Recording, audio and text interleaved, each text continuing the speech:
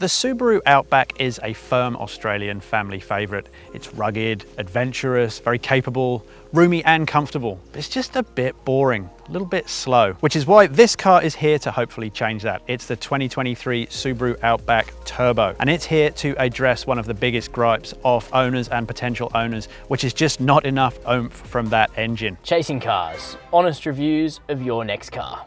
Brought to you by Budget Direct. So while the normal Outback has a 2.5 litre naturally aspirated flat four cylinder, good for 138 kilowatts, this new car has a 2.4 litre turbocharged flat four. It now offers 183 kilowatts and 350 Newton meters of torque. These are huge leaps over a naturally aspirated version. In fact, it's the same engine as you'll find in the Subaru WRX, albeit slightly detuned. And it's also mated to a CVT auto transmission. So the engine aside, what are the key differences between this Outback Turbo and the non-turbo? Well, most importantly for those that wish to tow with their vehicle is the tow capacity is now up to 2,400 kilograms. That's much higher than the 2,000 kilograms you get from the non-turbo version.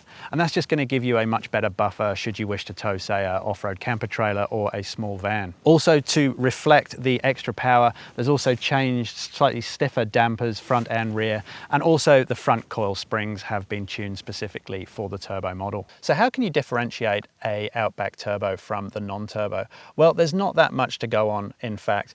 There's these LED lamps down the front. They've got 6 LED lights in them, which are quite cool. If you go around the back, there is twin exhaust pipe exit and XT badging, but that's pretty much your lot. American 2023 Outbacks, they've already got a slightly different front end. They've got much more plastic cladding up front. Now, we're not getting those changes. Whether we do in the near future remains to be seen. So for the Outback model year 23 range, there has been some minor but welcome improvements to the cabin, including on this turbo model. So I'm in the Touring, which is the top grade model, and we're in Napa trimmed leather seats, which are incredibly comfortable, well bolstered. The grade down, the Sport, they use also a leather accented sort of faux leather trim, which is water repellent for a more adventurous type of buyer. Now you'll notice the vertical 11.6 inch touchscreen. That's got wireless Apple CarPlay and wireless Android Auto. Now before, Android Auto didn't fit the full screen. It does now, which is a huge boost there. We've also now got USB-A port as well as USB-C port, but unfortunately no wireless charging, which reduces the relevance to me of wireless Apple CarPlay and wireless Android Auto.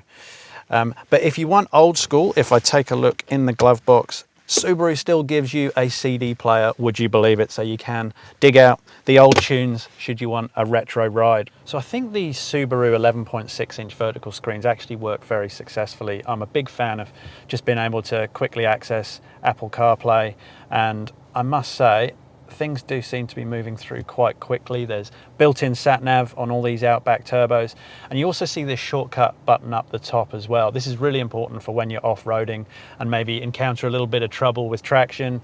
You can quickly flick through your X modes. So maybe you've got a reasonable dirt road, but then it gets a little bit more hardcore. You can quickly slip into the deep snow or mud mode, and that will just get rid of your traction control, help you spin the wheels up to hopefully rescue yourself. If I have any complaint, it is that the climate control is only operated through the touchscreen. I mean, it's reasonably okay just to change your fan speed, but to get in to alter your temperature, there's just a few too many steps of what I prefer. I prefer a little normal conventional button. Also heated and climate controlled seats as well, just operated through your touchscreen buttons. Again, 3 different modes for each, which is of course very welcome for when you're out adventuring. So this is why the Outback, I think, is a superb family car. You are really well spoiled in the back of this thing. This being the Touring model, it's all nice soft touch all through these door cars, this really nice central armrest. And as you can see, my legroom is substantial. My headroom's okay, it's not huge. I've sat in the middle seat here. My head's just about on the ceiling as a 6-footer,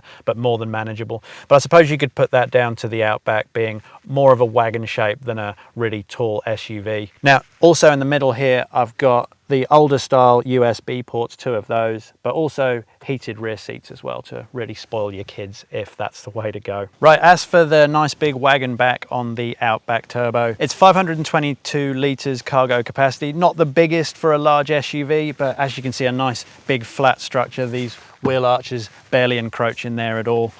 If I lift up the bottom there, it's a full-size spare, which is of course very important for you adventurers out there.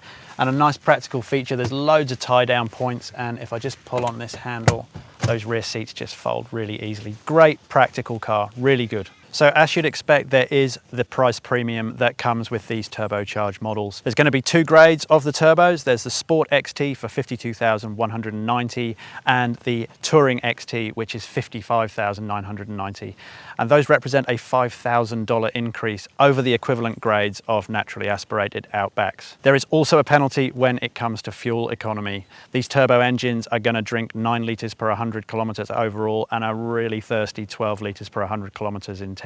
When you consider the non-turbo versions do 7.3 litres per 100 kilometres average, it's going to cost quite a little more to fuel these things, especially because the turbos also need 95 RON fuel. Okay, this is our first opportunity to give the Outback Turbo a bit of a try, and as is very relevant for this sort of vehicle, we're immediately onto a dirt road, nice loose gravel, so I won't be able to explore exactly how potent the turbo is just yet, but this is where the Outback just shines as a really good country road, unsealed road kind of vehicle. It is just so competent, and it just absorbs these bumps like very few, certainly very few wagons, and certainly over a lot of large SUVs as well. It really is just a lovely supple suspension, and I'm taking over some quite big hits here, and the tyres, the suspension, the chassis, it's just soaking everything up really nicely. I really enjoy these Outbacks driving off-road. It's a leisurely, it's a relaxing, it feels like a very safe, you've got that permanent four-wheel drive always there, so it just feels very secure, and you can actually keep a decent head of speed up for most of the time because you just know it's going to soak up these ruts. You don't have to spend all your time dodging the slightly bigger potholes. It really is a very well set up car for Australia.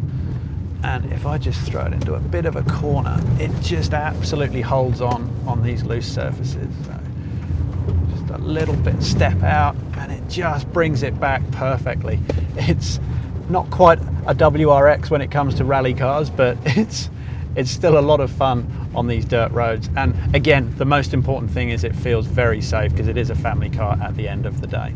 And while the steering isn't the heaviest thing in the world, it actually does feel very well connected to these front wheels, and it does help if you're on these little dirt roads and you just get to a corner, you can just help the car slide a little bit very securely, and you get enough feedback to know exactly what's going on. Okay, we've got a little bit of sealed road, okay, with some serious hits in it.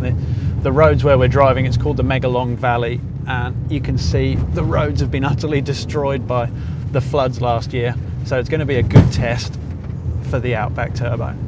Okay, so what you'll want to know is how much better this thing accelerates than the rather slow and lazy non-turbo Outback. Okay, I'm just going to pull it to a stop here and floor the throttle. There's a bit of turbo lag as expected, and yeah, it's certainly got a lot more guts than the non-turbo Outback. You know, it's not a rocket ship, of course it isn't, and the pickup is quite slow, but when the revs build, it really does have some serious pull, and you're at peak torque, that 350 Newton meters by 2,000 revs per minute, and that's up to about 4,500 revs. So you've got that lovely mid-range, which is exactly where you want it for your normal driving, be it everyday driving or a bit of a sporty back road driving. So really impressed with this thing so far. I really like the turbo nature of the engine. It, much like the 2.5 litre turbo that Mazda puts out, you really do feel that step above the naturally aspirated version. Subaru tells us, without releasing the figures, that it's 22% better acceleration, whatever that means. To me, it feels like an 8.5 second to 100 km/h car. Just, you know, the Subaru Outback Turbo, it's not that heavy. I think it's about 1.7 tons. It's not an absolute monster of a large SUV, so it feels reasonably athletic, certainly with its lower centre of gravity and much less higher roof than than most large SUVs. It does feel like it prefers a corner. It doesn't feel so much like there's body roll. It does feel very compliant. Let's talk about the CVT gearbox in this car. Subaru have been doing CVTs for a very long time. As we know, it's rather controversially the auto gearbox of choice in the WRX.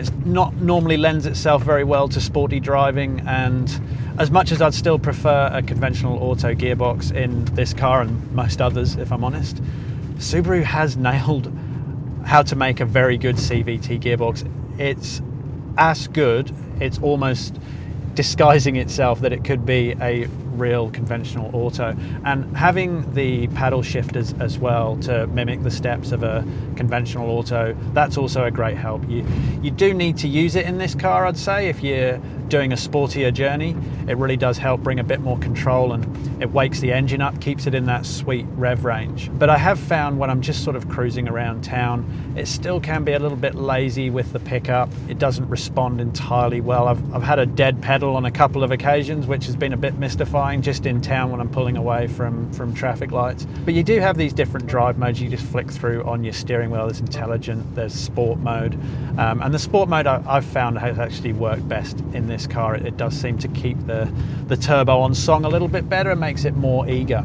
But yeah, one thing we must discuss is, of course, the sacrifice you'll be making when it comes to going to the servo and filling this thing up. It does require 95 RON, and even though we've been driving quite spirited in this vehicle, even so, its average is 12.1 litres per 100 kilometre. So it is a really thirsty car.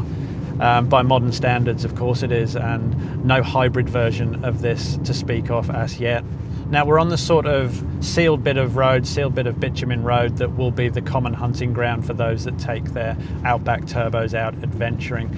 So as I said, there's some seriously rutted tracks, and it's being asked to soak up some pretty severe hits.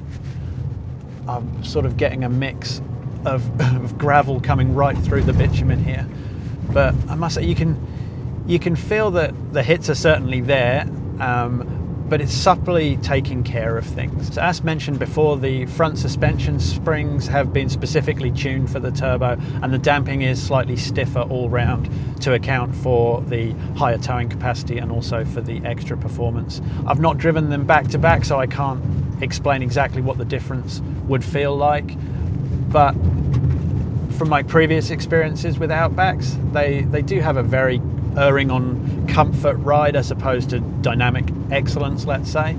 And I must say, I can feel the back end bounces around a little bit, not in a bad way, not in an unsafe way. It still remains very comfortable, but certainly if I've gone through some of these faster corners, I've felt the rear end getting a bit light, a bit of tyre squeal, but again, not many people will be driving their Outback Turbos like that. The CVT, while it's not jerky, which is a real positive, some CVTs are very jerky, the Subaru's one blessedly isn't. It can take a little bit of time to respond, but overall it is incredibly smooth. And I must say, some of these bigger hits that I'm just going through now, some potholes, actually the slower you're going, the more it actually impacts through the body and through the cabin actually. You do really feel those hits, and you start wishing that the tyres were slightly higher profile. But actually when you build up the speed and hit some of those imperfections, serious imperfections that we're getting here, it does seem to cope with them better than at low speed. But even so, I don't think you'd ever complain about the low speed ride being uncomfortable. It is smooth, it's compliant, it's a little bit bouncy at times when you go over the speed humps, but again, nothing unusual there for a large SUV. Now the Outback Turbo, much like every Subaru these days, uses the EyeSight driver assist technology, and I do find it to be one of the better systems on the market. This one, if I've been using radar cruise control, which was a great use on the highway, and that copes with things very well. It's not eager on the throttle, it seems to predict things in good time. It does tell me off quite a lot for telling me that I need to put my hands back on the steering wheel, even though my hands are on the steering wheel, so there's some sort of problem in that regard. But there is like a semi-autonomous drive mode. It will help you steer through the corners, which really weights up the steering wheel actually. It's really quite firm in the hands after that. But beyond that, there's a lot of lane centering, lane keep. You feel very safe, and Again, very importantly, it seems to work away in the background and doesn't distract you from your driving. They're not aggressive over-nannying systems, except maybe the driver monitor system. It's always looking at my face, always looking at my eyes, and it will give you a sharp telling off if it deems that you've taken your eyes off the road for too long. And I've found that can happen even if you're just looking at a junction or looking in your rear view mirror for too long, perhaps if you've got kids in the back, that sort of thing. But just for general cruising, the Outback really does shine. It is just a lovely family car to cruise along. And again, you're not going to get loads of thrills. It's not a sporty wagon like the WRX wagon, for instance. You know, it just doesn't have that power or that setup, but the trait is, of course, it's still a very, very capable cruiser, very capable off-road. And if I just floor the throttle, again, there is that bit of a lag in response, but there's serious pull. There really is good pull. It's a lovely thing to have, this turbo engine. It's a great addition to the range. And again, I'm not sure it's an engine that everyone's going to need. I'd say the turbo engine's very specific for those that just do really demand a little bit more power for the towing, for off-road adventuring, and just like a little bit more power under their right foot. We've got other reviews on the Chasing Cars website showing our thoughts on the non-turbo Outback, and I think you will find that the general complaint is, yeah, it's great, but it just needs a little bit more oomph. This has addressed it very well indeed. Again, it's not an absolute firecracker of an engine, but it's very, very fit for purpose, and it does hit that target market that just says, I'd love an Outback, but I just want a little bit more performance to make the drive more enjoyable. Just give it a bit more guts when asked, which can be very important, especially when towing or when going off-roading. So what are our thoughts on the Outback Turbo? Well, is it worth the $5,000 extra over a non-turbo version? I'd say it very much depends what type of user you're going to be. If you need the extra towing capacity, of course it's a no-brainer to go for this one, but certainly the drivability with that extra power from the turbo has been very compelling, and certainly it feels like a more athletic vehicle, a less lazy vehicle. I'd say if you're going to be mainly town-based and aren't going to be doing much off-roading and don't need that extra power, the pragmatic choice would be to just stay with the non-turbo version. But I must say you're in for a treat if you are after the extra performance that comes with this car, if you can handle that $5,000 extra purchase price and, of course, the sacrifice that will come with increased fuel use. I'd love to know your thoughts on the new Outback Turbo. Please leave your comments in the comments section below. Subscribe if you haven't already done so. And as ever, thank you very much for watching Chasing Cars.